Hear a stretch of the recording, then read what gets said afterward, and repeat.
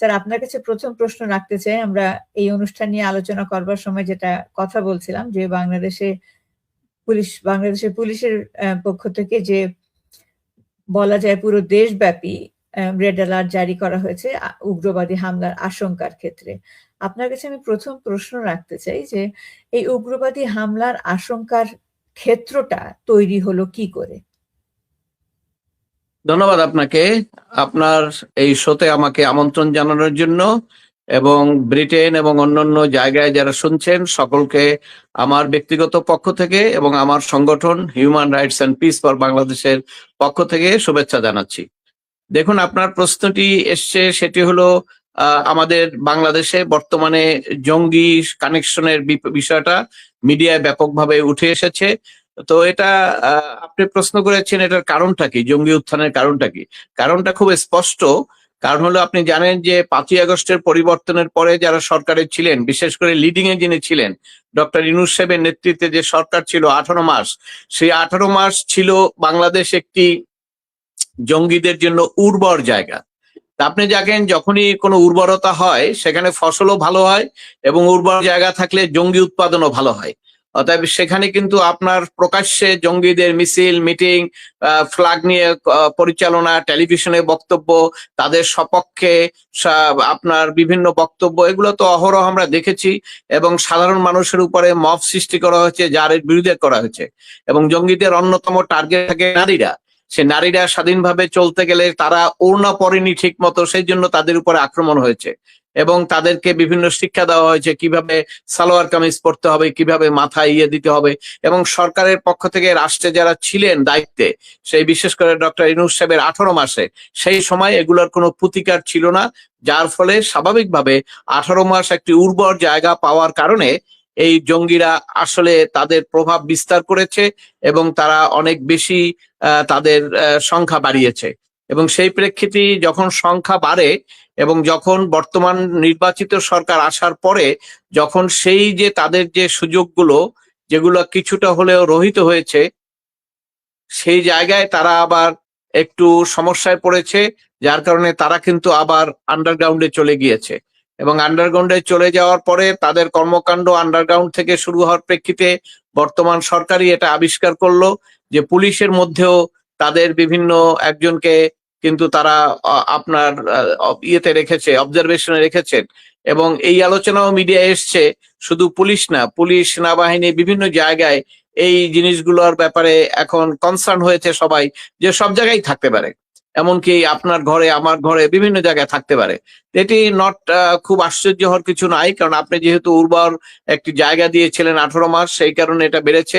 তো অবশ্যই সরকার যেহেতু এটাকে আইডেন্টিফাই করেছেন, এবং সরকারের অবস্থানও নিশ্চয়ই জঙ্গিদের ব্যাপারে জিরো টলারেন্স থাকবে। কারণ জঙ্গিবাদ আর হইলো গণতন্ত্র একত্রে চলতে পারে না। গণতান্ত্রিক সরকার যদি মনে করে যে গণতান্ত্রিক ভাবে নির্বাচিত হয়েছেন, তাহলে সেখানে নিশ্চয়ই তাদেরকে জঙ্গিদের বিরোধিতা করতে হবে।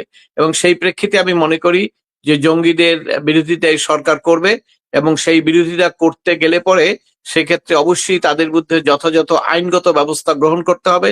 এবং সেই আইনগত ব্যবস্থাটা গ্রহণ করার মাধ্যমে এদেরকে নিয়ন্ত্রণ করা সম্ভব। কারণ আপনার এদের যে নিয়ন্ত্রণ করা সম্ভব, এটা কিন্তু আমরা এর আগেও দেখেছি। এর আগেও কিন্তু বাংলাদেশে হলি আর্টিজান সহ বিভিন্ন জায়গায় বিভিন্ন ঘটনা ঘটেছিল, সেগুলো কিন্তু নিয়ন্ত্রণ করা হয়েছে। আমরা যদি একটু অ্যাডভোকেট মুর্শিদ আপনাকে মনে করি, আমরা নিশ্চয়ই আমাদের মনে আছে যে বিএনপির গত শাসনামলে আমরা 65টি জেলায় একযোগে, বিশেষ করে কোর্ট প্রাঙ্গণে জঙ্গি হামলা দেখেছি। এবং তখনও সেই সময় বিএনপি সরকারের অবস্থান ছিল যে বাংলাদেশে কোনো জঙ্গি তৎপরতা নেই। তারপরে আমরা বাংলা ভাইয়ের উত্থান দেখেছি, এবং পরে আমরা সেই বাংলা ভাইকে কারারুদ্ধ অবস্থায় দেখেছি, বিভিন্নভাবে মুফতি হান্নানের কারারুদ্ধ অবস্থায় দেখেছি। কিন্তু আমার যেটা আজকের যে বিষয়টি আমরা রেখেছি যে 24 পরবর্তী বাংলাদেশে আমরা দেখলাম অভিযুক্ত সন্ত্রাসীদেরকে মুক্তি দেওয়া হলো, জামিনে মুক্তি দেওয়া হলো, ছেড়ে দেওয়া হলো, এবং তাদেরকে আমরা দেখলাম খোলা জিপে করে ফুলের মালা গলায় দিয়ে তারা কারাবাস থেকে বেরিয়ে এলেন। তো সেক্ষেত্রে কি বিচার বিভাগের কোনো দায়বদ্ধতা নেই? এই অভিযুক্ত সন্ত্রাসীদেরকে ছেড়ে দিল, এবং আপনি বলছিলেন উর্বর ভূমি তৈরি হচ্ছে, তো উর্বর ভূমি তৈরি করার ক্ষেত্রে বিচার বিভাগের কি কোনো দায়বদ্ধতা নেওয়ার প্রয়োজনীয়তা নেই, কারণ তারা তো ছাড়া পেল জামিনে, তারা তো ছাড়া পেল বিচার বিভাগের মানে পথ ধরেই। তারা তো জেল জি, ভেঙেও কিছু ধন্যবাদ সন্ত্রাসী আপনাকে। খুব ভালো প্রশ্ন এটা, যুক্তিযুক্ত কথা, আপনার কথাটা খুবই যুক্তিযুক্ত। না, তো সেক্ষেত্রে একজন আইনজ্ঞ হিসেবে আপনার কাছে জানতে চাইবো, আমরা যখন দেখছি যে বর্তমানে আইন এবং বিচার বিভাগ নিয়ে যথেষ্ট বিতর্ক রয়েছে, অনেক সাংবাদিক, অনেক মানবাধিকার কর্মী জেলে রয়েছেন হত্যা মামলার আসামি হয়ে, ৩০৪ নম্বর আসামি, ৫০৬ নম্বর আসামি, ইত্যাদি ইত্যাদি। এই বিচারগুলো, এই কেসগুলো হয়তো কোনোদিনই সেভাবে সঠিক বিচারের মুখ দেখবে না, কারণ একটি হত্যা মামলায় যদি ১০৩ জন কিংবা ৪০৫ জন আসামি হয়, তো সেক্ষেত্রে ৪০০ জন মিলে তো আর হত্যাকাণ্ড ঘটায়নি।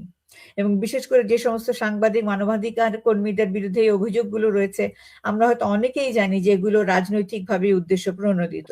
তো সেক্ষেত্রে এই মানুষগুলোকে বিচার এবং আইনের মাধ্যমে জেলে আটকে রাখা হয়েছে, এবং যারা অভিযুক্ত, প্রমাণিত যাদের অন্যায়, প্রমাণিত যাদের সন্ত্রাসী কর্মকাণ্ড, তাদেরকে বিচার বিভাগ ছেড়ে দিল। একজন আইনজ্ঞ হিসেবে ধন্যবাদ আপনার আপনাকে। এই প্রশ্নটির জন্য আমাদের জনগণের যে ক্ষোভ রয়েছে, জনগণের যে কৌতূহল রয়েছে, এবং জনগণের যে ফ্রাস্ট্রেশন রয়েছে, সে ব্যাপারে আপনার মন্তব্য জানতে চাইবো। না, আপনি যথার্থই বলেছেন। এটা তো অস্বীকার করা যাবে না যে ৫ই আগস্টের পরে হঠাৎ করে এই সমস্ত জঙ্গিরা নিজেরা জেল ভেঙে বেরিয়ে গেছেন এবং আদালতের হাতিয়ারকে ব্যবহার করে তারা বেরিয়ে গেছেন জামিনে। এবং সেক্ষেত্রে ওই সময় ওই সরকারের সমর্থিত যারা আইনজীবী ছিলেন, আদালতে সরকার পক্ষে কাজ করেছেন, সবার দায় আছে এবং সবাই দায় আছে এবং বিচার বিভাগের দায় আছে। কিন্তু বিচার বিভাগের দায় থাকলেও আবার অবস্থানটা দেখতে হবে বিচার বিভাগ কি পরিস্থিতিতে ছিল। আপনি জানেন যে সুপ্রিম কোর্টের আপিল বিভাগ থেকে শুরু করে বিভিন্ন জায়গায় বিচারকদের উপরে মব সৃষ্টি করা হয়েছিল এবং অনেককে আপনার রিজাইন করতে বাধ্য করা হয়েছিল। আর নিম্ন আদালতগুলোতে ছিল আরো ভয়াবহ পরিস্থিতি, তাদের জীবন সন্ধিক্ষণে তাদেরকে আদেশ দিতে হয়েছে। আপনারা প্রকাশ্যে মিডিয়ায় দেখেছেন যে বিচারক যখন আদেশ দিতে চায় না, তখন তার উপরে কিভাবে আক্রমণ হয়েছে, কিভাবে তাকে ভয়ভীতি দেখানো হয়েছে এবং সে জীবন রক্ষা করার জন্য তার জন্য একটা কঠিন পরিস্থিতি ছিল যদি সে পক্ষে আদেশ না দেন। শুধু তো ওই জামিন দেওয়াটারই বিষয় না, আসামি যারা নাকি গ্রেপ্তার হন, আপনি জানেন যে ফৌজদারি আইনে সবসময় এটা তাদের একটা নিরাপত্তা, যে যখন আপনি পুলিশ কাস্টডিতে থাকবেন তখন আপনাকে কেউ টাচ করতে পারবে না। কিন্তু সেই ক্ষেত্রে কিন্তু সেই পুলিশ কাস্টডিতে যারা ছিলেন, তারা আদালতে যখন গিয়েছেন, ওই সময় ওই সরকার সমর্থিত আইনজীবীরা তাদের উপরে কিন্তু আচরণ খারাপ করেছে, তাদের উপরে আক্রমণ করেছে, হত্যার হুমকি দিয়েছে এবং তাদেরকে বিভিন্ন রকম আপনার নাস্তানুবাদ করেছেন, ডিম মেরেছেন, জুতা মেরেছেন, গালিগালাজ করেছেন এবং তাদের গায়ে হাত তুলেছেন। তো ওই পরিস্থিতি থেকে আমরা 18 মাসের একটা চ্যাপ্টার বলবো আমরা, এই চ্যাপ্টারকে আমরা কোনোভাবেই আমরা নতুন করে আমরা চ্যাপ্টারকে দেখতে চাই না। এই জন্যই কিন্তু আমরা সবাই নির্বাচনের জন্য পাগল হয়েছিলাম যে একটা নির্বাচিত সরকার দরকার। এবং আপনি জানেন যে ওই সময় কিন্তু আদালত, আমার ব্যক্তিগত অভিজ্ঞতা, যখন জামিনের জন্য যেতাম তখন বিচারকরা বলতেন 5ই আগস্টের ঘটনা আমরা শুনবো না, কিন্তু বিচারক কিন্তু ওথ নিয়েছেন বিচার করার জন্য। সে যদি ওথ ভঙ্গ করে বলেন শুনবেন না, তাহলে কিন্তু তার বিচারক হিসাবে তার পদে থাকারই যোগ্যতা থাকে না। কিন্তু আমরা কিন্তু তেমন কিছু বলতে পারি নাই, কারণ ওই বিচারক যে কথা বলেছেন সেটার অর্থ হলো ওইটা যদি না শুনে সে জামিনটা দেন, তাহলে তার যে জীবনের নিরাপত্তা এবং তার যে চেয়ারে থাকার যে সক্ষমতা, সেটা তো আমরা তাকে দিতে পারবো না। এই কারণে কিন্তু আমরা জোর গলায় তেমন কিছু বলি নাই। কিন্তু ও দায়টা আমাদের সকলেরই আছে, এই রাষ্ট্রের দায়। কারণ কেন বিচার বিভাগ সঠিকভাবে কাজ করতে পারলো না ওই 18 মাস। এবং তারপরে আমরা দেখেছি 18 মাসের পরে অবশ্য পরিস্থিতি কিন্তু অনেকটা চেঞ্জ হয়েছে। আপনি বলেছেন মামলার কথা, দেখুন ওই সময় কিন্তু সরকারের সর্বোচ্চ পর্যায় থেকে আইন উপদেষ্টাকে শুরু করে বিশিষ্ট আইনজীবীরা সবাই বলেছেন এগুলো মিথ্যা মামলা। এবং এখন আমি বলি এগুলো মিথ্যা মামলা, এগুলো হলো হয়রানির হাতিয়ার। এবং এই হয়রানির হাতিয়ার সরকারের পক্ষ থেকে বলা হয়েছে যে আওয়ামী লীগের সময় বিএনপির বিরুদ্ধে অনেক হয়রানি মামলা করা হয়েছিল, এটা সত্য। এবং সেই কারণে কিন্তু তারা অনেক হাজার হাজার মামলা কিন্তু প্রত্যাহার করেছেন। কিন্তু এই সরকারের এখনো দায়িত্ব হবে এই যে মিথ্যা মামলাগুলো আছে সেগুলো প্রত্যাহার করার, এবং সেই প্রত্যাহার করার মাধ্যমে এইগুলো সাংবাদিক, তারপরে শিক্ষক, তারপরে রাজনীতিবিদ, তাদের সেইভাবে মুক্তি দেওয়া উচিত। যদি কোনো অপরাধ থেকে সেটা অবশ্যই বিচার হবে। এবং যারা এই মামলাগুলো করেছেন তারা তো নিশ্চয়ই আপনি জানেন, শুনেছেন, অনেক মিডিয়া এসছে, অনেকে করেছেন যে ভিকটিম যিনি মারা গেছেন তার বাবা মা, তারা বলছেন আমরা কিছুই জানি না কি লেখা আছে, আমাদেরকে এসে সিগনেচার করে নিয়ে গেছে। এবং একটা অংশ এই মামলাগুলো করে কিন্তু তারা অর্থনৈতিক বেনিফিট নিয়েছেন এবং বিভিন্নভাবে চাঁদাবাজি করেছেন, এর মধ্যে পুলিশও জড়িয়ে পড়েছেন। সবকিছু মিলিয়ে একটা আপনার বিশ্রী অবস্থা সৃষ্টি হয়েছিল এই মামলা মোকদ্দমা নিয়ে, যার ফলে কিন্তু ওই সময় সরকারের আইন শৃঙ্খলা রক্ষা কিন্তু ভেঙে পড়েছিল। এবং আমরা এই জন্যই কিন্তু বলি ওই 18 মাসের সরকার একটা অকার্যকর সরকার, এবং যারা তাদেরকে সহযোগিতা করেছেন তারাও এই তাদের ভূমিকার জন্য তারা ধিকৃত হবেন ভবিষ্যতে। এবং বর্তমানে নির্বাচিত আসার পরে এখন কিন্তু ওই কোর্ট কিন্তু এখন এই জামিনগুলো দিচ্ছেন এবং জামিনগুলো শুনছেন। আপনি দেখেছেন কয়েকদিন আগেও অনেকের এবিএম খায়রুল হকের জামিন হয়েছে, তারপরে আপনার নারায়ণগঞ্জের মেয়রের জামিন হয়েছে, আমি একটা মামলা করেছিলাম অ্যাডিশনাল অ্যাটর্নি জেনারেল, তারও জামিন হয়েছে। এখন কিন্তু একটু ভিন্নতম পরিস্থিতি, যদিও এখনো অনেকে কিন্তু আপনার সেই মিথ্যা মামলায় গ্রেপ্তার আছেন। এবং সেক্ষেত্রে সরকার নিশ্চয়ই তারা বিবেচনা করবেন, তারা নিশ্চয়ই দূরদর্শী রাজনৈতিক দৃষ্টিভঙ্গি দেখাবেন যে কোনোভাবেই রাজনৈতিক হয়রানি করার মাধ্যমে যদি কাউকে গ্রেপ্তার করা হয়, জেলখানা রাখা হয়, তাহলে সেক্ষেত্রে কিন্তু সরকারের ভাবমূর্তি নষ্ট হয়। এবং আপনি দেখেছেন ইতিমধ্যে বিশ্বব্যাপী বিভিন্ন জায়গা থেকে এই সমস্ত প্রতিবাদগুলো আসছে যে কেন এই সমস্ত মিথ্যা মামলা এদেরকে গ্রেপ্তার করা হচ্ছে, এদেরকে অন্যায়ভাবে বিচার করা হচ্ছে, এগুলো কিন্তু বিশ্বব্যাপী আলোচনা হচ্ছে এখন। এবং সেই প্রেক্ষিতেই কিন্তু আপনার বিভিন্নভাবে কয়েকদিন আগে আমাদের বারের নির্বাচন নিয়ে আপনি দেখেছেন যে সেখানে একটা দল, এই আপনি জানেন যে আওয়ামী লীগের 15 বছরে এই যে আমাদের সিনিয়র অ্যাডভোকেট জয়নাল আবেদিন, মাহমুদুদ্দিন খোকন, রুহুল কুদ্দুস কাজল, বদরুদ্দোজা বাদল সবাই প্রেসিডেন্ট সেক্রেটারি নির্বাচিত হয়েছে। অবশ্যই সম্ভবত 22, 23, 24 এই 3টা বছর, অর্থাৎ মতিন খসরু সাহেব মারা যাওয়ার পরে এই অনিয়মটা বাড়ে। ওই সময় যারা ক্ষমতায় ছিলেন তাদের আইনজীবীরা তাদের ব্যক্তিগত স্বার্থে করেছে, কিন্তু দল হিসাবে এটাকে তারা গুরুত্ব দেননি। কারণ স্বার্থটা কি, যে সেক্রেটারি ছিল তারই স্বার্থ, অন্য কোনো স্বার্থ নাই। কিন্তু নির্বাচনটাকে তারা যখন নির্বাচন হয়েছে, নির্বাচনের গণনা হবে, তখন সেই ইলেকশন কমিশনের উপরে আক্রমণ হয়েছে। ওখান থেকে 22, 23, 24 এই 3টা বছর আমরা খারাপ কাটিয়েছি। কিন্তু তাও আমরা তো মনে করেছিলাম যে 5ই আগস্টের পরে নির্বাচন হবে, 18 মাসের ব্যর্থ সরকার মনে করার পরে ভাবছিলাম যে এবার নির্বাচন হবে, নির্বাচন দিল। কিন্তু নির্বাচন দেওয়ার পরেও আবার দেখেন একটা অংশকে 40-50 জন প্রার্থী, যারা ওখানে কিন্তু প্রার্থীকেও দলীয় ভাবে আপনার করে না, তারপরে যদি আপনি দেখতেন যে দলের একজন সম্পাদক, সেটা আপনি বলতে পারতেন যে ঠিক আছে, সে তো রাজনীতি এখনো করে, তাহলে সেইটা আপনি বলতে পারতেন। কিন্তু তা না করে ধারাবাহিকভাবে আগের চেয়ে আরো পরে 22, 23, 24 যে সমালোচনা আমি করছি, তার চেয়ে তো পরিস্থিতি আরো খারাপ হয়েছে। এখন তো আপনি কাউকে নির্বাচনী অংশগ্রহণ করতে দিচ্ছেন না। আগে তো নির্বাচনটা দিতাম 5টা, হয়তো আপনি মেকানিজম করতেন, তাই না? 2-1 বছর 22, 23, 24 এইটা আপনি অভিযোগ করতে পারেন, কিন্তু আজকে তো আমি ভোটই দিতে পারছি না। তাহলে এটা কি উন্নতি হলো না অবনতি হলো? এর দায় কে নেবে? এ দায় কিন্তু সমস্ত সরকারের উপরে পড়ছে। কিন্তু বেনিফিটটা কে পাবে জানেন? বেনিফিটটা পাচ্ছে 2-1 জন আইনজীবী। জি, একটু একটু কাজে যুক্ত এগুলো করতে চাই, জি অ্যাডভোকেট মোর্শেদ একটু যুক্ত করতে চাই। তো সেক্ষেত্রে বর্তমানে সংসদে আপনি নিশ্চয়ই দেখেছেন যে বিচার বিভাগকে সরকারের করায়ত্ত থেকে মুক্ত করবার জন্য সংস্কারের যে একটি প্রস্তাব ছিল, সেটাকে বর্তমান বিএনপি সরকার আমলে নেননি। অর্থাৎ এই সংসদে বিচার বিভাগের ইন্ডিপেন্ডেন্সটা যে সংস্কারের মধ্যে ছিল সেটাকে আমলে নেওয়া হয়নি। বলা হচ্ছে যে এটা আরো যাচাই বাছাই করে পরবর্তীতে সংসদে তোলা হবে। তা আপনি যেটা বলছেন যে এই সরকারের কাছ থেকে, বর্তমানে নির্বাচিত সরকারের কাছ থেকে আমরা যে ধরনের আরো একটি গণতান্ত্রিক চর্চার আশা করেছিলাম, সেটার প্রতিফলন আমরা এই নির্বাচনে দেখতে পেলাম। এবং তার চেয়ে বড় যেটা আমাদের ভয়, যে আইন এবং বিচার বিভাগকে ইন্ডিপেন্ডেন্ট করার ক্ষেত্রে এই সরকারের সে ধরনের ইতিবাচক দিক কি আপনি দেখতে পাচ্ছেন? যে এই ধরনের একটি মানে অত্যন্ত গুরুত্বপূর্ণ সংস্কারের বিষয়টি, যেটা আমরা মনে হয় একটা ভালো সংস্কারের মানে অন্য সমস্ত যে সমস্ত সংস্কারের ব্যাপারগুলো আমরা দেখেছিলাম অন্তর্বর্তীকালীন সরকারের পক্ষ থেকে, তার মধ্যে আমার তো মনে হয় যে এই সংস্কারটাই ছিল সবচেয়ে গুরুত্বপূর্ণ, বিচার বিভাগকে সরকারের রাহুমুক্ত করা। কিন্তু সেই বিষয়টিও তো এই সরকার আমলে নিলেন না, বললেন যে ভবিষ্যতে কোনো এক সময় তারা সংসদে যাচাই বাছাই করে এই ব্যাপারটি, এই সংস্কারের ইস্যুটি তুলবেন। আপনার কাছে একজন মানে অবশ্যই আপনি একজন সিনিয়র আইনজীবী, তার পাশাপাশি আপনি একজন মানবাধিকার কর্মী। আপনার কাছে কি মনে হয় যে এতদিন ধরে যে মানুষগুলো বিনা বিচারে 2 বছর বিনা বিচারে একজন মানুষকে আটকে রাখা কোন মানবাধিকারের আওতায় পড়ে? দুটি প্রশ্ন, একটি হলো বিচারে যাদের আটক আছে সেটির ব্যাপারে বলেছেন, আর একটি হলো আমাদের সুপ্রিম কোর্ট সচিবালয়। দেখুন, সুপ্রিম কোর্টের সচিবালয়ের ব্যাপারে প্রথম 5ই আগস্টের পরিবর্তনের পর থেকে কিন্তু এই দাবিটা প্রকট হয়েছে, এবং আমিও বিভিন্নভাবে বলেছি। প্রধান বিচারপতি একটা ফর্মুলাও দিয়েছিলেন তৎকালীন, এবং সেক্ষেত্রে কিন্তু ইউনূস সরকার এটা অনেক আগেই করতে পারতেন, কিন্তু উনি একটা মেকানিজম করে, এখানেও আমার মনে হয় যে একটা মেটিকুলাস ডিজাইন তারা প্রয়োগ করেছেন, যে জাস্ট 1-2 মাস আগে একটা অর্ডিন্যান্স করে সেটা করেছেন, যদিও সেটা পূর্ণাঙ্গ স্বাধীনতা ছিল না।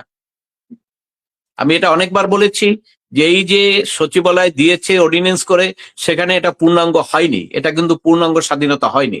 তারপরেও যাও একটি পদক্ষেপ তো হয়েছিল।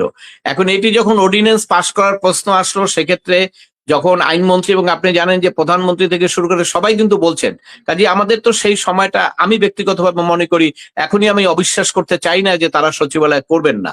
কারণ সচিবালয় যদি না করতে চান, এই এই দায়টা যদি তারা নিতে চান, তাহলে একটা দায়ের মাধ্যমে তারা যে বিচার বিভাগকে হস্তগত করতে চান, যেটা নাকি আগের সরকারের ব্যাপারে যখন এস.কে. সিনহাকে অপসারণ করা হয়েছিল, তখনও যে অভিযোগটা ওই সরকারের উপরে এসেছিল, ওই সরকার কিন্তু সেটা রিয়ালাইজ করতে পারেননি। এবং সেখানে রিয়ালাইজ করার ক্ষেত্রে সবচেয়ে বড় ব্যর্থতা হলো আপনার সরকার এবং বিচার বিভাগের সঙ্গে যে আপনার একটা যোগসূত্র থাকে, এই যোগসূত্রটার মেইন দায়িত্বে থাকে আইনমন্ত্রী। এবং ওই সময় বিচার বিভাগের সঙ্গে আপনি জানেন, যখন শফিক আহমেদ সাহেব উনি মারা গেছেন, উনি যখন আইনমন্ত্রী ছিলেন, তখনও বিচার বিভাগের সঙ্গে পার্লামেন্টের একটা বিরোধ সৃষ্টি হয়েছিল, কিন্তু উনি কিন্তু সেটা খুব কুল হ্যান্ডে এটা আপনার নিয়ন্ত্রণ করেছিলেন, এবং দুই পক্ষকেই আস্থার স্তিমিত করেছিলেন যাতে ফার্দার কোনো বিরোধ না হয়। কিন্তু ওই সময় কিন্তু হতে পারতো, প্রধান বিচারপতির উপরে আক্রমণ আসতে পারতো, কিন্তু আইনমন্ত্রীর যোগ্যতার কারণে সেটি হয়নি।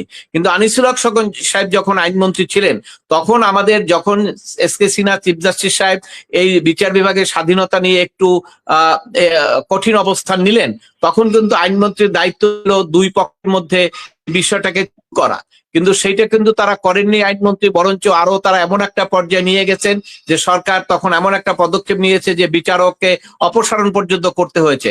সেই দায় দায়িত্ব এবং সেইটা কিন্তু সম্পূর্ণভাবে ওই সরকারের উপরে দুর্নামটা ছড়িয়েছে, তাই না? তো আজকে যদি বিএনপির পক্ষ থেকে সে একই কাজ করা হয়, আমি বিশ্বাস করি, যেহেতু আইনমন্ত্রী বলেছেন এবং আপনার ইতিমধ্যে সরকারও বলেছেন, আমি সময় দিতে চাই। আমি বিশ্বাস করি যে দেখি তারা আরো ভালো করে কি আনতে চান। 6 মাসের মধ্যে যদি তারা না আনেন, তাহলে অবশ্যই আমরা বলবো, বিশেষ করে 6 মাস বলছি আমি ফেব্রুয়ারি থেকে, ইলেকশনের পরে 6 মাসের মধ্যে যদি তারা না আনেন, তখন আমি বলবো যে তারা বিচার বিভাগকে কুক্ষিগত করতে চায়। কারণ আপনি জানেন যে একটা সরকার আসার পরে এটুক সময় আমাকে দিতে হবে। তো আপনি যদি বলেন যে প্রথম পদক্ষেপ হিসাবে যে তাদেরকে তো বোঝা যায়, হ্যাঁ, এই যে আইনজীবীদের উপরে হস্তক্ষেপ করেছেন, এটা একটা যুক্তি আছে তাদের, তারা বলবে এটা সরকার করে নাই, কিন্তু সরকার না করলেও কিছু আইনজীবীর স্বার্থের প্রেক্ষিতে করা হয়েছে। অতএব ওই আইনজীবীদেরকে সরকার তো তাদেরকে এখন নিয়ন্ত্রণ করতে পারে, তাদেরকে তো বুঝাতে পারে যে এটা একটা অন্যায় কাজ হচ্ছে। কারণ আপনি জানেন যে এই অন্যায় কাজের মাধ্যমে কিন্তু সরকারের বিরুদ্ধে যে অবস্থান, সেটা কিন্তু শুরু হবে। এবং সেই সুযোগটা কেন তারা একদম 2 মাসের মধ্যেই সেই সুযোগটা কেন তারা দিচ্ছেন, এটা আমি এখনো বুঝতে পারি না। কারণ আপনি জানেন যে একটা দল যদি দলের কর্মকাণ্ড নিষিদ্ধ হয়, হতে পারে, সেটা আপনি অন্য প্রশ্ন, কিন্তু আইনজীবী সমিতিতে যারা নির্বাচন করেন, তারা তো দলের মেম্বার হিসাবে করেন না, তারা তো নিরপেক্ষ হিসাবে করেন। এবং এখানে যারা অনেকেই প্রার্থী ছিলেন, তারা তো অনেক নিরপেক্ষ, আমি চিনি, তারা কোনো দল করেন না, কিন্তু তাদের নমিনেশন পেপার ক্যান্সেল করে দেওয়া হয়েছে। এবং যিনি করেছেন এই সম্পদ, জি জি, বলেন। শেষ করুন স্যার।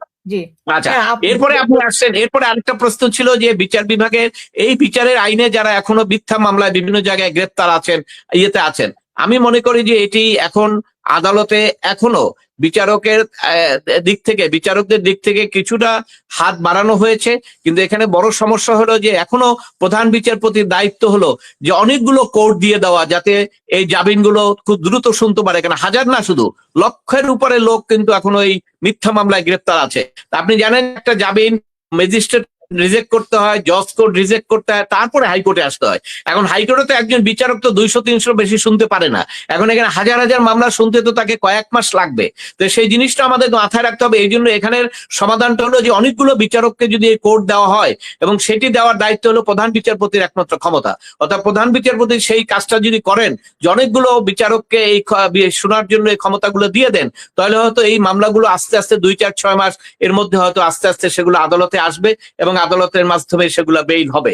কিন্তু এটি যদি এখনো আমরা দেখছি যে এগুলোর ব্যাপারে কিন্তু যে এই যে আগে 18 মাসের যে অবস্থান ছিল সেটি কিন্তু এখন নাই, এখন কিন্তু ছিল পরিবর্তন হয়েছে। এবং সেই কারণে আমরা প্রত্যাশা করতে চাই এবং আমরা বলতে চাই যে যেহেতু আপনার নির্বাচন হয়েছে, নির্বাচনটা যদিও এটা সার্বজনীন না, এটা একটা সরকার সমর্থিত দলগুলোর মধ্যে একটা নির্বাচন, অর্থাৎ ইউনূস সরকারের সমর্থনে যারা ছিলেন সেই দলগুলোর মধ্যে একটা নির্বাচন, অর্থাৎ সেই নির্বাচনে একটা অংশ ছিলেন না। তারপরে আমরা ধরে নিলাম যে আমাদের একটা বেটার ইমপ্রুভমেন্টের জন্য, কারণ রাষ্ট্র তো অকার্যকর হয়ে গেছিল এবং জঙ্গিদের আস্তানা বেড়ে গিয়েছিল, সেই ক্ষেত্রে আমরা ধরে নিলাম এই নির্বাচনের মাধ্যমেই তারা ক্ষমতায় এসছে, তারা 5 বছর থাকুক। কিন্তু আমি আমার মৌলিক অধিকার, আমার যে সাংবিধানিক অধিকার, এইগুলো যদি আমি না পাই, তাহলে কিন্তু সেক্ষেত্রে সরকার উপরে আলটিমেটলি যে দুর্নাম সেগুলো সরকার উপরে যাবে এবং এই সরকার সেগুলো কতদূর ধারণ করতে পারবে, কতদূর সেগুলা সহ্য করতে পারবে, সেটা কিন্তু একটা বড় প্রশ্ন। কাজে আমার দাবি থাকবে অতি দ্রুত, যেহেতু তারা ক্ষমতায় এসছেন, অতএব আগে যে মানুষ সমালোচনা করতো বিচার বিভাগ নিয়ে, মানুষ কিন্তু এখন সমালোচনা আর করতে চায় না এবং ইতিমধ্যে কিন্তু সমালোচনা শুরু হয়ে গেছে। কাজে আমার দাবি থাকবে যে এই সমালোচনা যাতে না হয়, সেইভাবে ন্যায় বিচার যেভাবে নিশ্চিত হয়, মানুষের মৌলিক অধিকার যেভাবে নিশ্চিত হয়, সাংবিধানিক অধিকার যেভাবে নিশ্চিত হয়, সেইভাবে যেন সরকার সকল পদক্ষেপগুলো গ্রহণ করে। আপনাকে একটু মনে করে দিতে চাই যে নিশ্চয়ই আমাদের মনে আছে যে আমাদের বর্তমান প্রধানমন্ত্রী তিনি ক্ষমতায় আসার আগে একটি মন্তব্য করেছিলেন যে যারা তাকে ভোট দেবেন, যারা তাকে ভোট দেবেন না, যারা মুসলিম, যারা অমুসলিম, যারা নাস্তিক, প্রত্যেকেরই বাংলাদেশ এবং প্রত্যেকের জন্যই তিনি প্রধানমন্ত্রী হবেন। তো সেক্ষেত্রে ক্ষমতায় আসার পরে আমরা দেখলাম যে বর্তমান সরকারের সঙ্গে যারা যুক্ত, অর্থাৎ বিএনপি নেতাকর্মীদের বিরুদ্ধে যে সমস্ত ভুয়া বা যে সমস্ত জালিয়াতি বা রাজনৈতিক মামলাগুলো ছিল সেগুলো দ্রুত নিষ্পত্তি করা হলো। কিন্তু সেক্ষেত্রে পূর্ববর্তী সরকারের সঙ্গে যারা সম্পৃক্ত, যে সমস্ত রাজবন্দী রয়েছেন কিংবা রাজনৈতিকভাবে যে সমস্ত হয়রানিমূলক মামলা করা হয়েছে আওয়ামী লীগ নেতাকর্মীদের বিরুদ্ধে, তাদের মামলাগুলো কিন্তু সেভাবে সরানো হলো না। আপনি একটি ব্যাখ্যা দিয়েছেন যে এক্ষেত্রে হয়তো আইনি যে জটিলতা রয়েছে সেগুলো একটা বড় ফ্যাক্টর হিসেবে কাজ করছেন। তো আরেকজন দর্শক মন্তব্য করেছেন, একজন মানবাধিকার কর্মী হিসেবে মানবাধিকার সংস্থাগুলো এ ব্যাপারে কি ভূমিকা নিচ্ছে? এতদিন না হয় আপনি বললেন যে অন্তর্বর্তীকালীন সরকারের সময়ে মবতন্ত্রের ভয়ে সকলেই নিশ্চুপ ছিলেন, সকলেই ভীত ছিলেন, কিন্তু এখন তো একটি নির্বাচিত সরকার এসছে, তাহলে সেক্ষেত্রে মানবাধিকার কর্মীদের, মানবাধিকার সংগঠনগুলোকে কেন আমরা সোচ্চার হতে দেখছি না? না, সেটি দেখবেন না, কারণ হলো মানবাধিকার সংগঠন তো আমরা 80s এর পর থেকে দেখেছি, তাই না? আমাদের দেশের অধিকাংশ মানবাধিকার সংস্থাগুলো বিদেশি ফান্ডের উপরে বেস করে কাজ করে। ইন্ডিপেন্ডেন্ট মানবাধিকার কিছু ব্যক্তিত্ব আছে এর মধ্যে, সেটা অন্য কথা, কিন্তু জেনারেলি বিদেশি ফান্ডের উপরে কাজ করে।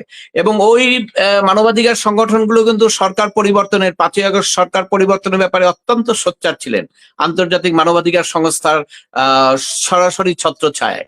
এবং ক্ষমতা পরিবর্তনের পরে ওই মানবাধিকার নেতৃত্বের মধ্যে অনেকে কিন্তু চেয়ারে বসে গিয়েছেন, ক্ষমতায় বসে গিয়েছেন, যার ফলে 18 মাসে কিন্তু তাদের পক্ষ থেকে এক্সেপ্ট কিছু লোক, ধরেন এই স্বাধীন মালিক সাহেব, সারা হোসেন এইরকম, এবং নূর খান কথা বলেছেন, এরকম 2-3 জন বাইরে অন্য যারা ছিলেন তারা কিন্তু চেয়ারে ছিলেন। অর্থাৎ তাদের কথা তো আপনি শুনতে পারবেন না, তারা তো ওই ব্যর্থ রাষ্ট্রের যে দায়িত্ব, 18 মাসের যে দায় দায়িত্ব তাদের উপরে বর্তাবে, এবং তারা এখনো বলবেন না, কারণ তারা যে দুষ্কর্ম অপকর্ম করেছেন সেটার ব্যাপারে তাদের বলার কিছু আছে বলে আমার মনে হয় না। তবে এর বাইরেও আমরা যারা মানবাধিকার সাধারণ, যারা আমরা বিদেশি ফান্ডে কাজ করি না, এরকম মানবাধিকার নেতৃত্ব এবং অন্যান্য কয়েকজন আছেন যারা নাকি ফান্ডেও কাজ করেন কিন্তু মানবাধিকারের পক্ষে কথা বলেন।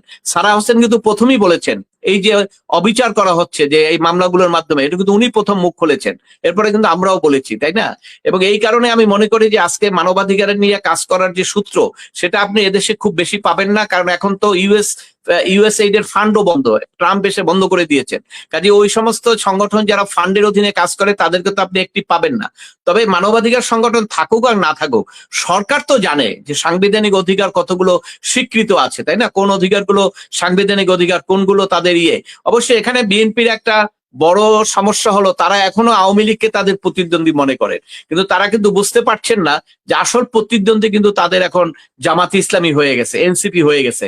কারণ পার্লামেন্টে দেখলে দেখবেন, সোশ্যাল মিডিয়ায় দেখলে দেখবেন, বক্তব্যের মাধ্যমে দেখবেন যে বিএনপির চরম শত্রু কিন্তু এখন এই গ্রুপ, তাই না? এরা যে কথাবার্তা বলছে, যেভাবে থ্রেট দিচ্ছে, তাতে কিন্তু বিএনপির বড় শত্রু এরাই হওয়া উচিত। কিন্তু সেটি বিএনপি হয়তো দীর্ঘদিনের সম্পর্কের কারণে হয়তো সেটা রিয়েলাইজ করছে না এখনো, বা ওইভাবে বিবেচনা করছে না, তাদের ব্যাপারে দাঁড়াতে চাচ্ছে না। কিন্তু আওয়ামী লীগকে এখনো তারা তাদের রাজনৈতিক প্রতিপক্ষ মনে করে দেখেই হয়তো নিশ্চয়ই 18 মাসের মতো কিন্তু তাদের অবস্থান নাই, মব নাই, অনেক কিছুই নাই, বেইল হচ্ছে, কিন্তু তারপরেও তারা অন্তরে অন্তরে ওইটা দেখেন কিনা, না এটা ইগনোর করে যাচ্ছেন সেটা আমি বলতে পারবো না। তা হয়তো এটাও মনে করতে পারেন যে পুরোপুরি আওয়ামী লীগ যদি এখন রাস্তায় চলে আসে তাহলে আবার তারা আন্দোলন করবে, আবার সরকার ডিসস্টেবিলাইজ হয় কিনা, অথবা ওই সমস্ত গোষ্ঠী যারা নাকি আওয়ামী লীগকে আসতে দিতে চায় না তারা আবার এই সমস্ত সূত্র ধরে রাস্তায় নেমে সরকারকে আবার ডিসস্টেবিলাইজ করে কিনা, এই সমস্ত অনেক রাজনৈতিক ফ্যাক্টর কাজ করে। কাজেই এক কথায় কোনো মন্তব্য করা যাবে না, আমাদেরকে ওয়েট করতে হবে, দেখতে হবে যে আসলে সরকার কিভাবে চলে। কারণ সরকার তো মাত্র এসলো 2 মাস হয়েছে, এটা বেশি সময় না। আমরা যদি 6 মাসের মধ্যেও দেখি যে সরকার প্রকৃত পক্ষে তার যে দায়িত্ব দেশের নাগরিকের, যেটা উনি বলেছেন প্রধানমন্ত্রী যে সবাই আমার নাগরিক, এটা দেখেছেন কিন্তু এখন হিন্দুরা কিন্তু ওনার সঙ্গে দেখা করছেন, এবং হিন্দুদের আপনার নিরাপত্তার ক্ষেত্রে আগের চেয়ে কিন্তু অবস্থাটা অনেক উন্নতি হয়েছে, এবং হিন্দু মহিলারা কিন্তু আপনার মহিলা এমপি হিসেবে নমিনেটও হয়েছেন, তাই না? এবং বিভিন্ন ভাবে ইন্ডিয়ার সঙ্গে সম্পর্কটা আস্তে আস্তে একটু আগের যে খারাপ অবস্থা ছিল সেটাও দূর হচ্ছে। সবকিছু মিলিয়ে কিন্তু পরিস্থিতি ডেভেলপ হচ্ছে। কিন্তু এখনো যে জিনিসটা খুবই চোখে বাজে সবার, বিশেষ করে এই যে আইনজীবীদের যে নির্বাচনে তারা নির্বাচন করতে পারছে না, এটি মানুষের চোখে খুব বেজেছে। এটির ব্যাপারে আমি মনে করি যে এটা তো সরকারের কোনো, সরকার তো এটার মাধ্যমে পতন হবে না, তাই না? এটার মধ্যে কেন তারা হস্তক্ষেপ করছে না? হয়তো ভোট হয়ে যেত, ভোটের পরে যদি তারা হয়তো রাতের বেলা নির্বাচন নিয়ে তারা একটা মেকানিজম করতো বা ডিজাইন করতো, সেটাও এক ধরনের কথা ছিল। যাও, এটা তো 22 সালে, 23 সালে, 24 সালে হয়েছে, আপনারা করছেন সমান সমান। কিন্তু আমরা তো এটা মানতে পারছি না যে 22, 23, 24-এ যা হয়েছে তার চেয়ে তো অনেক ন্যাক্কারজনক ঘটনা আপনারা এখন করে ফেলছেন। বারগুলোতে আপনারা নির্বাচনে কাউকে দাঁড়াতেই দিচ্ছেন না। এটা কোন ধরনের কথা? এটা কোন ধরনের গণতন্ত্র? এটা কোন ধরনের মানবাধিকার রক্ষা? এটা তো আমি বুঝতে পারি না। একজন আইনজীবী, সে হলো কোর্টের একটা পার্ট, বিচার বিভাগের পার্ট। আর এখানে আমি মনে করি যে বিচার বিভাগ, প্রধান বিচারপতিরও তো দায় আছে এখানে, কারণ আমরা তো বিচার বিভাগের বাইরে না। আগের বার যখন এই 24 সালে সম্ভবত বা 23 সালে যখন নির্বাচন নিয়ে এরকম সমস্যা হলো, তখন প্রধান বিচারপতি হস্তক্ষেপ করেছিলেন, মনসুর হক চৌধুরীকে ডেকে সবাইকে মিল করে তারপরে বলছিলেন যে উনি হবে ইলেকশন কমিশনার, নির্বাচনটা হোক। তো সেই ক্ষেত্রে এখন বর্তমান প্রধান বিচারপতি তো দায় আছে। ওনার পরিবারে, আমরা তো ওনাদেরই পরিবার, ওনার পরিবারে এইরকম একটা ঘটনা ঘটছে, কিন্তু উনি কিন্তু সেটা এখনো কোনো পদক্ষেপ নেন নাই। আমি মনে করি যে প্রধান বিচারপতির একটা দায় আছে আইনজীবীদেরকে ডেকে এটি তাদেরকে বলা, বুঝানো। কারণ আমরা তো একটা পার্ট, মুদ্রার এপিটুপিট। ওনারা বিচারক চেয়ারে বসেন আর আমরা সামনে বসে আমরা বিচার লিটিগেন্ট পিপলের পক্ষে কথা বলি। অর্থাৎ এটা কিন্তু দায় আছে তাদের। এখানে যদি এরকম বিশৃঙ্খলা হয় সেটা কিন্তু বিচার বিভাগকে এফেক্ট করবে। এই জিনিসগুলো আমাদের বিবেচনা করা দরকার। মানুষের বিচার বিভাগের উপরে আস্থা নষ্ট হয়ে যাবে। আমি আপনাকে পরবর্তী, আপনি আপনার কথা সূত্র ধরেই একটু জানতে চাই যে আপনি বলছিলেন যে 22, 23, 24-এ বা 21, 22, 23-এ আমরা যে ধরনের অবস্থান দেখেছি, এখন তার চাইতে হয়তো আমরা অবশ্যই চাই ভালো হোক, গণতান্ত্রিক একটি সরকার নির্বাচনের মাধ্যমে এসছে। যদিও আপনি বলেছেন যে এই নির্বাচন নিয়েও বিতর্ক রয়েছে, যে কারণ এই নির্বাচনে দেশের বড় একটি অংশকে এক্সক্লুড করা হয়েছে বা তাদেরকে তাদের নির্বাচিত প্রার্থীকে ভোট দেওয়ার ক্ষেত্রে ব্যত্যয় হয়েছে। আমরা জানি যে আজকে 2রা মে আমরা শ্রদ্ধা জানাতে চাই পহেলা মে শ্রমিক দিবসে যে সমস্ত শ্রমিক বিশ্বব্যাপী জীবন দিয়ে শ্রম দিবসকে বা শ্রমিকদের মর্যাদা রক্ষায় তারা আত্মাহুতি দিয়েছেন, কাজ করছেন এখনো।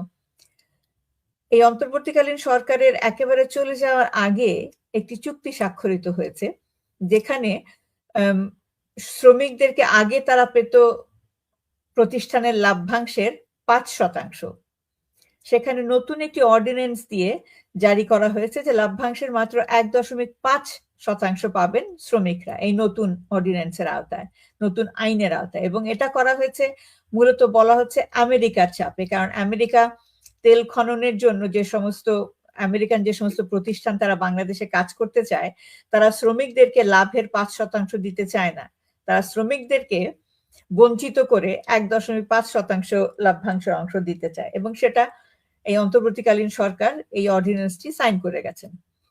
তো এবং তার পাশাপাশি আমরা যে চুক্তিটি নিয়ে সবাই দেশের মানুষ উদ্বিগ্ন, এবং বিভিন্ন সংগঠনের পক্ষ থেকে বলা হচ্ছে যে এই চুক্তি বাতিল না করা হলে আগামী বেশ কিছু বছরের জন্য বাংলাদেশ একটি অসম অবস্থানে চলে যাবে এবং স্বাধীন সার্বভৌমত্ব বিঘ্নিত হবে একটি বাংলাদেশের জন্য। বিভিন্ন ধরনের চুক্তিতে যে সমস্ত বিষয়গুলো আছে, সেটাকে একজন মানবাধিকার কর্মী হিসেবে আপনি কিভাবে দেখছেন যে এই যে দুটি বড় বড় চুক্তির মাধ্যমে দেশের শ্রমিকরা বঞ্চিত হবে, দেশের মানুষ বঞ্চিত হবে এবং একটি স্বাধীন সার্বভৌম দেশকে সারাক্ষণ চিন্তা করতে হবে যে আমি কি করব, তার পারমিশন কবে পাবো। আমরা এই যে জ্বালানি সংকটে রাশিয়া থেকে তেল আনতে পারলাম না, কারণ আমেরিকার থেকে পারমিশন নিতে হবে এই চুক্তির অধীনে, এবং এই চুক্তি বাতিলের কোনো পদক্ষেপ কিন্তু আমরা বর্তমান সরকারের পক্ষ থেকে দেখতে পাচ্ছি না, কারণ ইতিমধ্যে 60 দিন পার হয়ে গেছে। সুতরাং 60 দিনের মধ্যে চুক্তি বাতিলের যে সুযোগটি ছিল সেটা আমরা হারিয়েছি। না, ধন্যবাদ আপনাকে। দেখুন, এটি তো ব্যাপক আলোচনা হচ্ছে। তো একটি হলো এই চুক্তি এবং রাষ্ট্রের ক্ষমতা, এগুলো তো সার্বভৌমত্বের সঙ্গে জড়িত। এগুলোর ব্যাপারে কারা কথা বলবে? রাষ্ট্র পরিচালনা যাওয়ার করে রাজনৈতিক দল। আর একটি হলো শ্রমিকদের ইন্টারেস্ট কমে যাচ্ছে, কারা কথা বলবে? শ্রমিকরা কথা বলবে। কিন্তু আমরা তো এরকম দেখি নাই যে শ্রমিক সংগঠনগুলো এই নিয়ে বিরাট আন্দোলন করেছেন। আবার রাজনৈতিক দলগুলোকে দেখি নাই যে এই চুক্তির ব্যাপারে কথা বলছেন। কেন? তাহলে আপনাকে একটু বিশ্ব পলিটিক্সের দিকে তাকাতে হবে। যে বিশ্ব এখন আমরা ফেস করছি একটা সন্ত্রাসের হুমকি, যেখানে আপনার ভেনেজুয়েলার প্রেসিডেন্টকে গিয়ে রাতে ধরে নিয়ে এসে জেলখানায় পুষে দেওয়া হয়, যেখানে ইরানের উপরে আক্রমণ করে তার দেশ ধ্বংস করা হয়, যেখানে গাজাকে নিচ্ছিন্ন করা হয়, এইরকম একটা বিশ্ব পরিস্থিতিতে আপনার মতো আমার মতো একটা দেশ কি চিন্তা করতে পারে বলেন? কতটুকু চিন্তা করতে পারে? আপনি দেখেছেন যে তাদের যে প্রতিনিধি, এই দেশে আপনারা অনেক হোয়াইট কলার পিপল দেখবেন, যারা নাকি যাদের খুব সুনাম আছে, মানবাধিকার, সমাজ ব্যবস্থা, নির্বাচন নিয়ে অনেক ভালো ভালো কথা বলেন। প্রত্যেকটা লোক হলো একটা বিদেশি দেশের, আপনার একটা প্রভাবশালী দেশের তারা একটা পিলার এখানে। অর্থাৎ তারা ওই, আপনি কি দেখেছেন ওই সমস্ত হোয়াইট কলার পিপলরা কোনো কথা বলেছে? কোনো কথা বলে নাই, তাই না? তো সেই কারণেই সেটা হলো যে হোয়াইট কলার পিপলরা তাদের যে প্রভু, তাদের এগেনস্টে তারা কোনো কথা বলবে না। আর এই সরকার তো একটা বিপদে পড়ে গেছে, কারণ হলো যে সরকার তো নির্বাচনটা চাচ্ছিল এবং নির্বাচনের মেকানিজম হিসাবে কিছু শর্ত দেওয়া হয়েছিল, যার কারণেই দেখবেন যে যে একজন ব্যক্তির বিরুদ্ধে বিএনপি সমালোচনা করেছিল তাকে তাদেরকে মন্ত্রী বানাতে হয়েছে, তাই না? এবং তাদের নির্বাচিত অনেকে এখনো কিন্তু বিভিন্ন পোস্টে আছে। যদিও আপনার ক্ষমতায় আসার পরে বিভিন্ন জামাত ইসলামের সমর্থিত কিছু লোকজনকে সরানো হয়েছে, কিন্তু ওই যে বিশেষ শক্তির ব্যাপারে যাদের নিয়োগ করা হয়েছিল, ছত্রছায়া যাদের প্রতিনিধি, তাদেরকে কিন্তু সরানো হয় নাই। কারণ ওই সরানোর সক্ষমতা তো সরকারের নাই। সরকার তো আপনার একটা বিশেষ পরিস্থিতিতে, এটা আপনার অন্য কেউ থাকলে একই অবস্থা হতো, কারণ আপনার বিশ্বটা এমন একটা হয়েছে এখন, সেটা হলো জোর যার মুল্লুকতার, তাই না? জোর যার মুল্লুকতার। ইভিন ধরেন এই যে ইউরোপিয়ান ইউনিয়ন, অন্যান্য অনেক দেশ, তারা কি আমাদের দেশের এই যে নির্বাচন নিয়ে একটা কথা আসছিল যে আপনার ইনক্লুসিভ নির্বাচন হবে, কত শব্দ কত কিছু ইউরোপিয়ান ইউনিয়নে আমরা দেখেছি আগে, তাই না? কিন্তু এবার তো ইনক্লুসিভ নির্বাচনের ব্যাপারে তারা সেই জিনিসটা প্রয়োগ করেন নাই এবং এখনো করেন নাই। এই যে আগে এর সরকারের সময় দেখেছি রাজনৈতিক মামলার ব্যাপারে অনেক কিছু করা হয়েছে, এমবার্গো পর্যন্ত দেওয়া হয়েছে, কিন্তু এখন যে রাজনৈতিক নেতারা এখন যে জেলখানায় আছেন, মিথ্যা মামলায় জেলখানায় আছেন, এটার ব্যাপারে কোনো কথাই নাই, এমবার্গো তো দূরের কথা। কাজে আপনাকে বুঝতে হবে বিশ্ব পলিটিক্স। বিশ্ব পলিটিক্সে আমরা এমন একটা জায়গায় এসেছি যে আমাদের আসলে গরিব দেশ হিসেবে, দুর্বল দেশ হিসেবে আমাদের তো কোনো অস্ত্রও নাই। আমরা যে একটা মিসাইল মারবো ওই ক্ষমতাও তো আমাদের নাই। কাজে সেই অবস্থায় আমাদের যতটুকু করা সেগুলো একটা সরকারকে বুঝে শুনেই করতে হচ্ছে। এখন এইখানে সরকারই একমাত্র করতে পারে।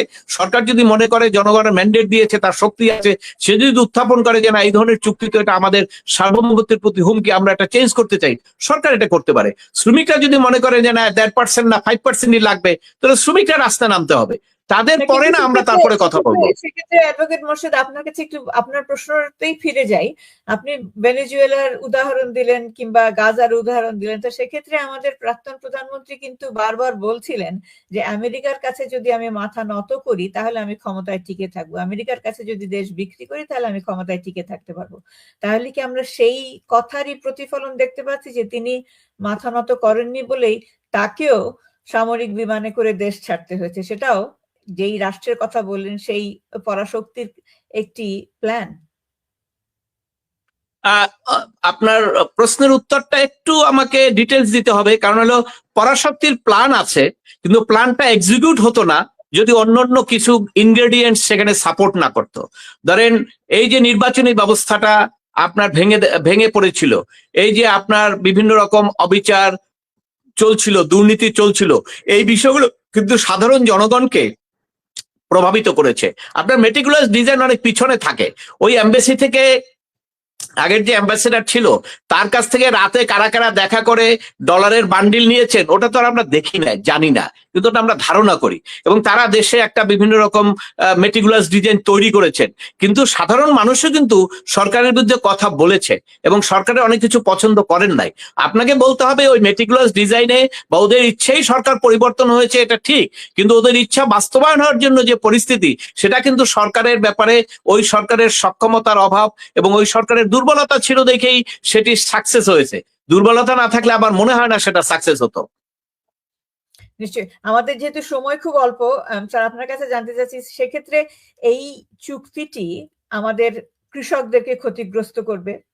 আমাদের বাধ্য করা হচ্ছে 14টি বোয়িং বিমান কিনতে, যখন দেশের মানুষ বর্তমানে বাংলাদেশের অর্থনৈতিক যে অবস্থা, সেখানে 14টি বিমান বাংলাদেশের বিমান বা বাংলাদেশের বিমান বাহিনীতে যুক্ত করা, 14টি বোয়িং যুক্ত করা বাংলাদেশের পর্যটন ক্ষেত্রে কিংবা বাংলাদেশের বিমানে, যেটি রাষ্ট্রায়ত্ত একটি প্রতিষ্ঠান, সেখানে এই মুহূর্তে 14টি বিমান সংযুক্ত করা কতটা জরুরি। পাশাপাশি আমাদেরকে সামরিক অস্ত্র, সামরিক সরঞ্জাম কিনতে হবে যুক্তরাষ্ট্র থেকে, এবং পৃথিবীর যে কোনো দেশ থেকে আমরা যদি স্বল্প মূল্যে অন্য যে কোনো ধরনের পণ্য কিনতে পারি, সেটাও আমরা কিনতে পারবো না, আমেরিকা থেকেই কিনতে হবে। এই যে দাসত্বের দাসখত লিখে দিচ্ছি আমরা, সেটা আগামীর বাংলাদেশের জন্য কতটা শঙ্কার অবস্থান বলে আপনি মনে করেন? কারণ আমরা কিন্তু ভুলে যাব না যে আমরা উন্নয়নশীল দেশের পথে ধাবিত হচ্ছিলাম। এর আগের সরকারের, প্রাক্তন সরকারের সময় কিন্তু আমরা উন্নয়নশীল দেশের দিকে ধাবিত হচ্ছিলাম। না দেখুন, আমি এই চুক্তির ব্যাপারে কথা বলে আমরা কিছুই করতে পারবো না। এটা তৈরি করেছেন ডক্টর ইউনূস সাহেব, এবং উনি এই দেশের সার্বভৌমত্ব লঙ্ঘন করে, ওনার উপরে কিন্তু কোনো চাপ ছিল না। বর্তমান সরকারের উপরে হয়তো চাপ থাকবে, কিন্তু ওনার উপরে কোনো চাপ ছিল না। উনি ইচ্ছা করেই, উনি একটা দেশের বৃহৎ শক্তির একজন এজেন্ট হিসাবে এই দেশকে উনি ওই শৃঙ্খলার মধ্যে আবদ্ধ রেখে গেছেন। এক, সেকেন্ড হলো, এই আবদ্ধতা থেকে বের করার জন্য বর্তমানে প্রধানমন্ত্রী, যারা রাজনৈতিক দলগুলো আছেন, তারা যদি কথা না বলেন, তাহলে আমি কথা বলে কিছুই করতে পারবো না। এবং তারা যে কথা বলবেন না বর্তমান পর্যায়ে, তো বোঝা যাচ্ছে, কারণ চুক্তি তো হয়ে গেছে। এখন এই আমার যে সার্বভৌমত্ব নষ্ট হলো, এটি যে চুক্তি করা হলো, চুক্তিটা যে কন্টিনিউ করা হলো, এই দায় দায়িত্ব কিন্তু আপনার বিএনপি সরকারের উপরে পড়বে ভবিষ্যতে। আপনি মনে করেন না যে এটা পড়বে না, এটা আলোচনা হবে। কারণ আপনার এই যে বেরুবাড়ি চুক্তি হয়েছিল, তাই না, বেরুবাড়ি চুক্তি হয়েছিল, আপনি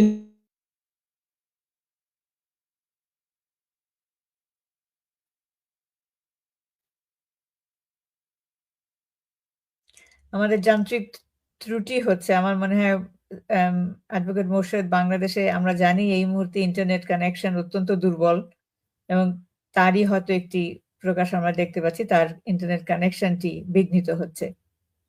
আমরা কিছুক্ষণ অপেক্ষা করতে পারি স্যারের ফিরে আসার জন্যে।